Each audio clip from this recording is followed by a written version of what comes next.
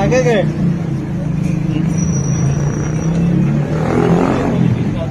London bridge. मेरे mummy papa बोलो। मेरे मम्मी पापा मेरे मम्मी पापा। और चलो चलो चलो।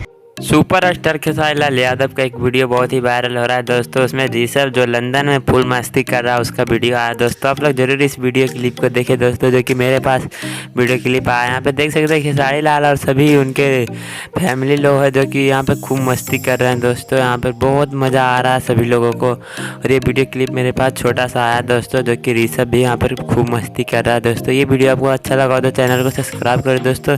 इसी तरह के रिलेटेड वीडियो पाने के लिए चैनल को सब्सक्राइब करें। मिलते हैं नेक्स्ट वीडियो में।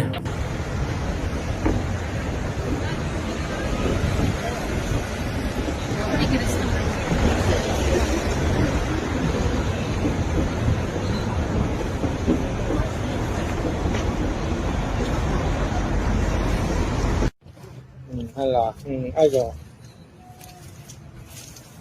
बोलो जोर से जोर मैं से। झूला झूल रहा हूँ। मैं झूला झूल रहा हूँ और सब कुछ याद है।